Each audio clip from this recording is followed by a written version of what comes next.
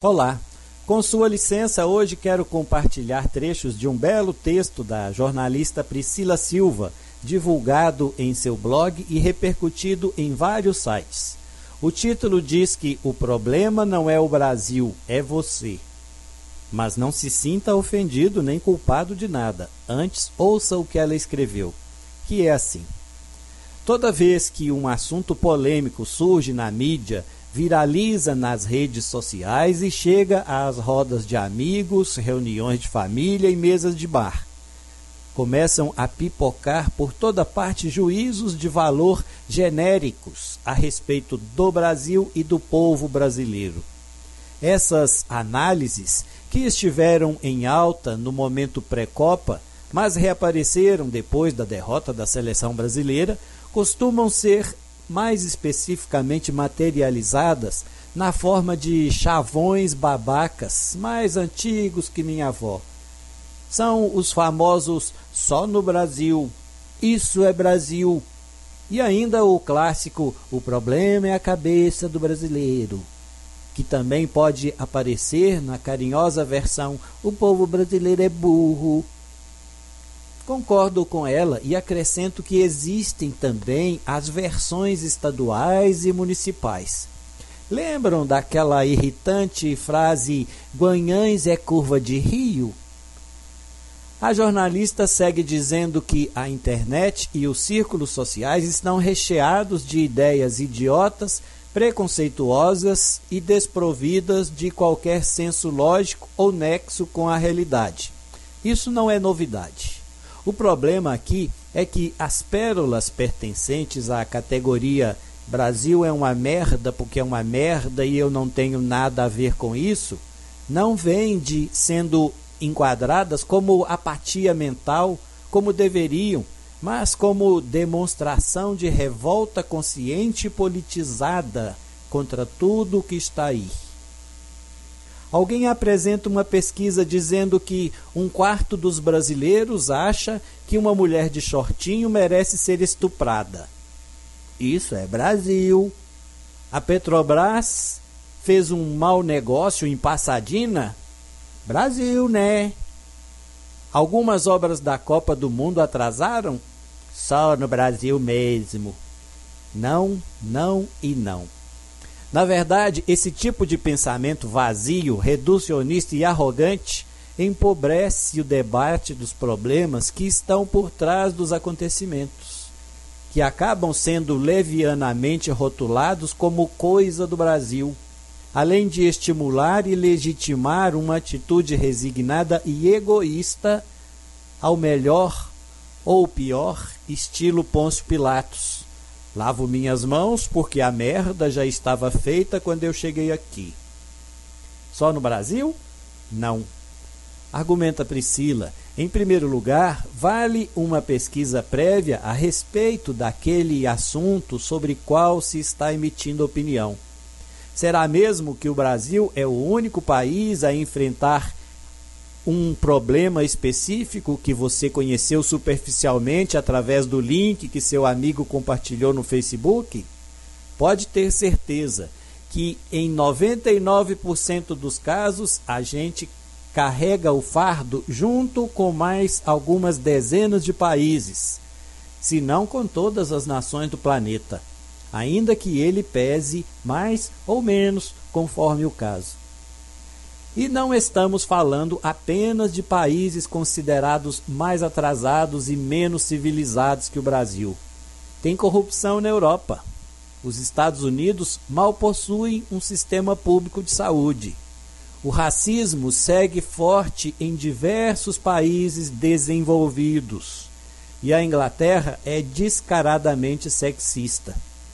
Por isso, antes de iniciar um festival de ignorância, babar ovo de gringo gratuitamente e resumir seu discurso em uma frase despolitizada como essa, lembre-se que o Google está a apenas um clique.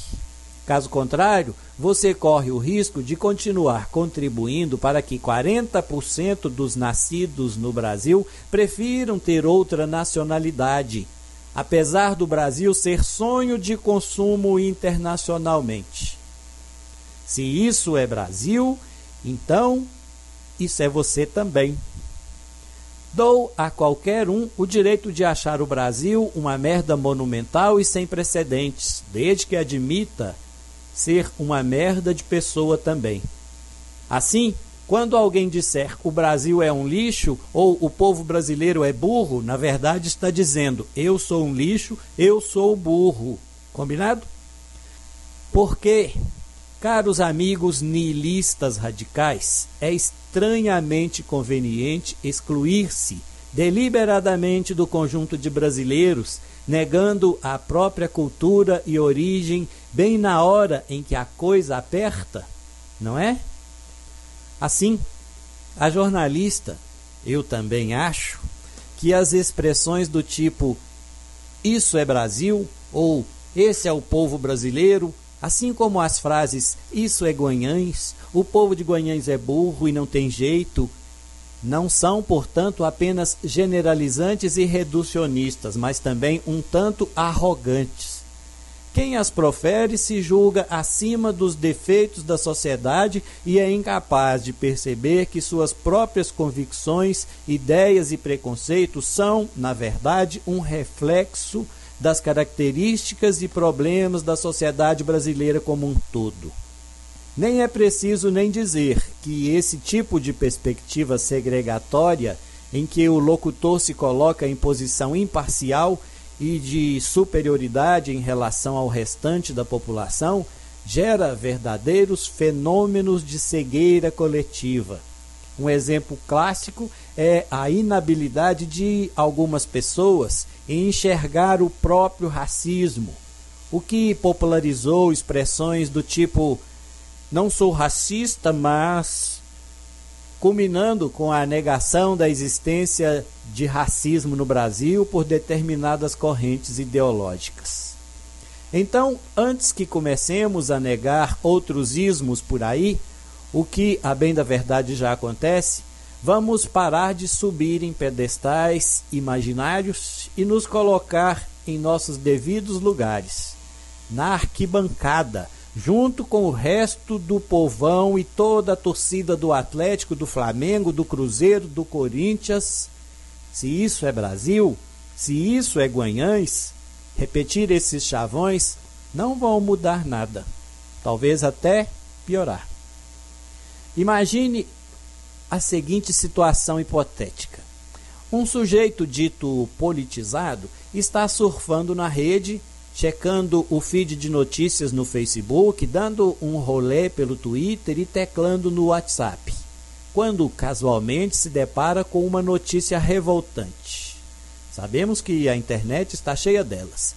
Indignado com a situação ultrajante da qual acaba de tomar conhecimento, nosso amigo resolve mostrar toda a sua revolta por meio de um comentário impactante no perfil de quem muito sagazmente compartilhou aquela notícia chocante com ele.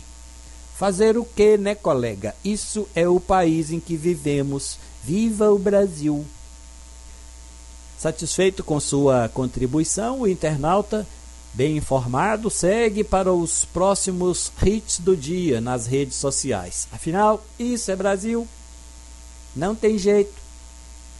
E ele, pessoa politizada e, portanto, ciente do beco sem saída que é o nosso país, nem vai se dar ao trabalho de pensar sobre o assunto e muito menos fazer algo a respeito. Uma vez que essa nação é feita de pessoas naturalmente incompetentes e políticos naturalmente corruptos, é o que se diz. Confere? Não confere. Na verdade, cidadão politizado, o problema neste cenário não é o Brasil, é você. Eu também entendo que quando um indivíduo, ao deparar-se com determinado problema que considera sério, resume seu pensamento e manifestação à depreciação verbal genérica e gratuita de seu país, de sua cidade, só podemos concluir que ele atingiu um nível sobre-humano de apatia mental e social. Além de não agir para mudar a situação que o indignou, contribui para difundir um clima negativo, conformista e preguiçoso por onde passa, contagiando outras pessoas com a ideia deturpada de que é impossível mudar as coisas para melhor, ou que simplesmente não vale a pena, porque o povo brasileiro é assim mesmo, ou que Guanhães vai ser sempre assim. Assino embaixo da forma como Priscila segue. Resumo da ópera. Quem não quiser realmente tentar entender o problema, trocar ideias sobre como solucioná-lo, contribuir com organizações e movimentos sociais envolvidos no assunto, criar ou participar de campanhas de conscientização e procurar votar em políticos empenhados na causa em questão, que pelo menos pare de encher o saco com reducionismos, pessimismos e burrices. A esfera pública irá agradecer. Afinal, isso é Brasil agora.